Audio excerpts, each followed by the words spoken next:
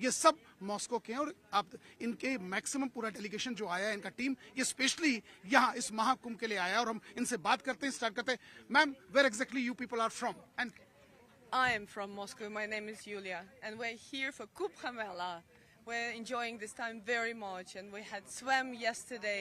All of us swam. सब अनमोल देश का अनमोल हीरा आज पहुंचा है डुबकी लगाने। कुंभ मेले में सीधे डुबकी लगाई और 2 दफा लगाई और साथ पूजा भी की है और पूरी दुनिया को यह संदेश दिया कि आओ महाकुंभ मेले में 144 साल बाद आया, यही मौका है अपने पाप धोने। बिल्कुल। आज पूरी दुनिया के बड़े बड़े देशों के पीएम्स ने आज मोदी जी की ये पोस्ट देखी होगी और पाकिस्तानियों देखो किस तरह से अब वो हाँ के पीएम उठ उठ के आते हैं भारत डुबकी लगा। तो ये कि देखिए, इससे पहले जब इंडोनेशिया के प्रेसिडेंट गए थे भारत, तो उन्होंने जाके कह दिया था कि उनका डीएनए जो है वो इंडियन है। प्राइम मिनिस्टर मोदी और इंडोनेशियन प्रेसिडेंट सुबियांतो साहब ने एक टेंपल का इफ्तिताह किया, हिंदू टेंपल का जकार्ता के अंदर इफ्तिताह किया। Indonesia that is one of the largest Muslim population on this earth. हमें कहीं ना कहीं एज अ पाकिस्तानी ऐसा लगता है कि मोदी साहब अपने टेन्योर में पूरी दुनिया में ये चीज कंफर्म करवाना चाहते हैं कि जहां जहां भी हिंदू वो इस चीज को याद करें कि इंडिया में एक ऐसा वजीर आजम आया था जिसने पूरी दुनिया में जो है टेंपल बना दी। आप ये देखिए कि इसी तरह यूएई में एक बड़े मंदिर का इफ्तिताह किया गया। सऊदी अरेबिया में महाभारत और रामायण जो हैं उनके अरबिक ट्रांसलेशंस उन्होंने अपने करिकुलम में शामिल कर ली। छप्पन इस्लामिक देशों की फट के भाई साहब हाथ में आई। अब बोलते नहीं कि राह की साजिश है। राह की साजिश है कि तुम्हारे बाप भारत की साजिश है। सालों तुम लोगों ने सनातन धर्म में आना ही आना है। तुम्हारी फट के 4 होती है कि फट के 6 होती है। तुम लोगों ने आना है।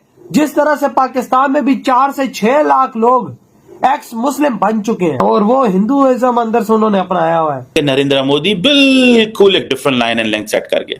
अब वो दुनिया में जिधर जाते हैं वो मंदिर की बात करते हैं, वो दुनिया में जिधर बात जाते हैं वो कहते हैं जी हमारा Hindu culture. That's the plan, that's the mindset of Narendra Modi. ये है वो प्लान, ये है वो माइंड।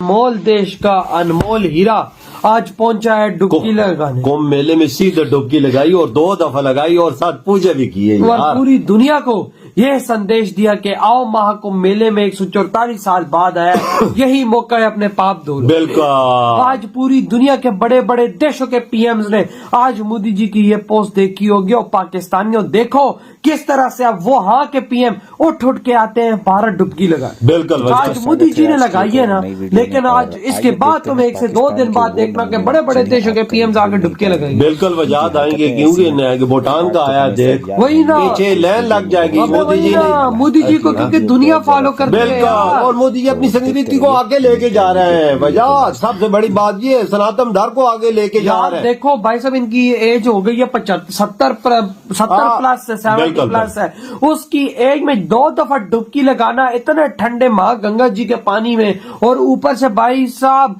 उसका क्या कहते हैं एज भी ऐसी है यार, सर्दियां भी चल रही हैं, उसके बावजूद फिर भी उन्होंने अपने आप को कैसा रखा हुआ देख ले। ठंडे पानी में डुबकी लगाना कोई आसान काम है? भाई उन्होंने लगा के बता दिया कि मैं मुझ में है ताकत, और भाई शेरों की तरह लगाई है। और भाई साहब सनातन धर्म को इस दुनिया में भाई साहब वो फैलाई जा रही है। ये तस्वीर लोग देखेंगे, दुनिया के देश देखेंगे, उनके पीएम देखेंगे। उनको तो सिर्फ भाई साहब करोड़ों लोग तो भाई साहब अंग्रेज फॉलो करते हैं। बिल्कुल फॉलो करते हैं। वाकया वजह वो अंग्रेज लाखों करोड़ों लोग देख रहे होंगे इस टाइम मोदी जी को डुबकी लगाते हुए, उनका दिल नहीं करेगा आने का। क्यों नहीं करेगा?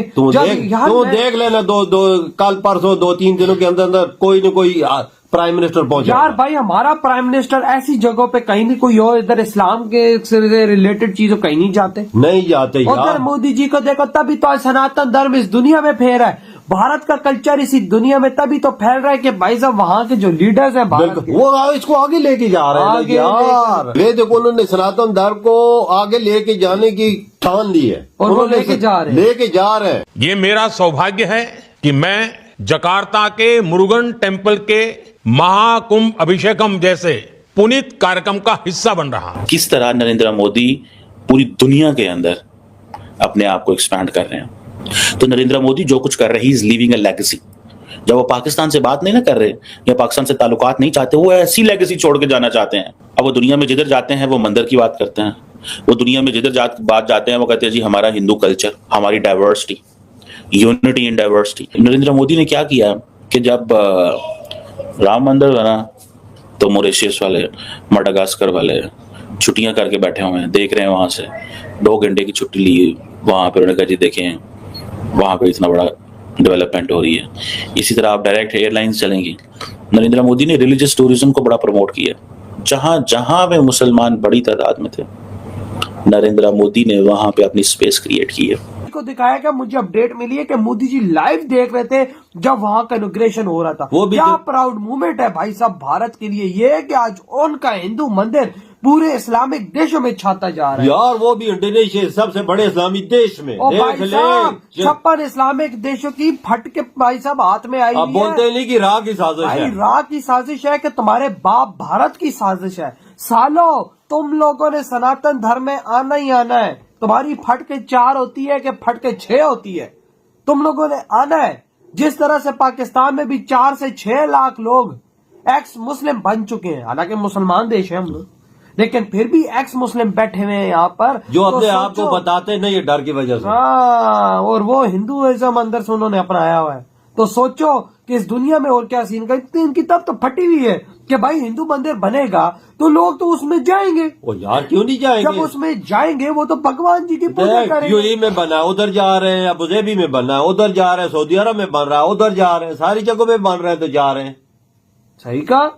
और आप देखो ना भाई साहब जकार्ता में बन चुका है और उसका इनॉग्रेट हो चुका है। और भाई साहब कहा जा रहा है कि उधर के पीएम ने खुद आके किया और लाइव मोदी जी को दिखाया कि देखे मोदी जी हम आप लोगों के लिए यहाँ पे मंदिर खोल रहे हैं। ये देख यार हैवल देखो भाई साहब, जीत देखो। एक हमारे तो आलू और प्याज जो है वो भी हिंदू और मुस्लिम है, आपको ये पता है? हाँ मुझे याद है एक दफा जब बॉर्डर खोल जाता है तो प्याज आते हैं तो वो हिंदू प्याज हैं। प्याज है हाँ। क्योंकि वो 20-30 रुपए किलो मिलते हैं। हाँ। अब हम 150 रुपए खरीद रहे हैं। जो मुस्लिम प्याज खा रहे हैं वो 150 रुपए हैं। आलू भी इस तरह मुस्लिम भी हैं और गैर मुस्लिम भी हैं। हमने तो एक पूरा ट्रक पलट के रख दिया था रास्ते में जब टमाटर की शॉर्टेज आई थी कि शिया टमाटर है।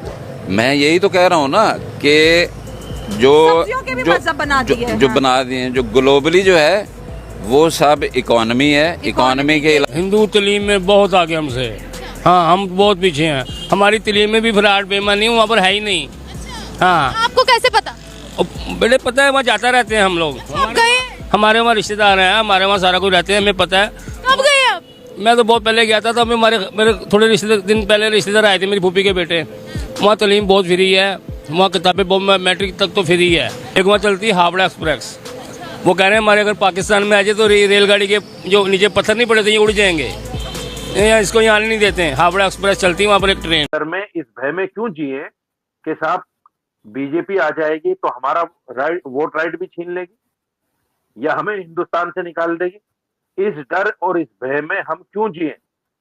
मुसलमान हिंदुस्तान में बाई चॉइस रहा है, हमारे लिए कोई मजबूरी नहीं थी। रास्ते खुले हुए थे, जा सकते थे हम भी आपकी तरह पाकिस्तान, लेकिन हम नहीं गए। हम इसलिए नहीं गए क्योंकि हम अपने वतन की मिट्टी से ज्यादा प्यार करते हैं। और आज भी हिंदुस्तान में नेशनल म्यूजियम में एक लिस्ट लगी हुई है जिन्होंने जंग आजादी में कुर्बानियां दी हैं।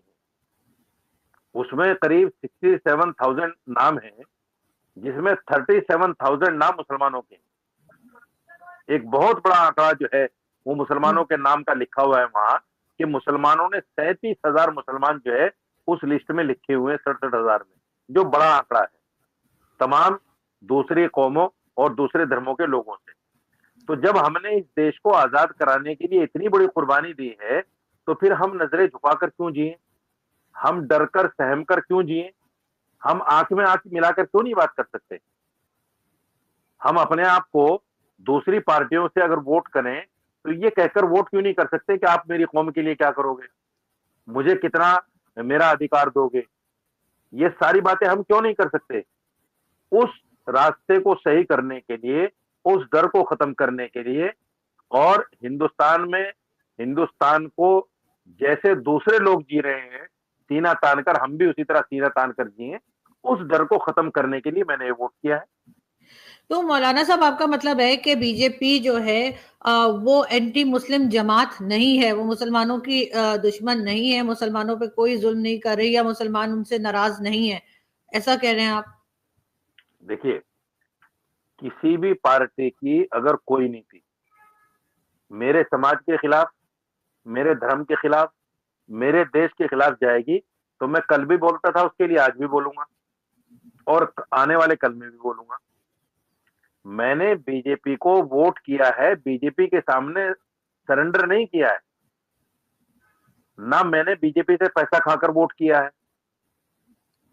मैंने एक परसेप्शन को खत्म करने के लिए वोट किया है और उसमें आपकी आवाज नहीं आ रही, आपकी आवाज नहीं आ रही मौलाना साहब।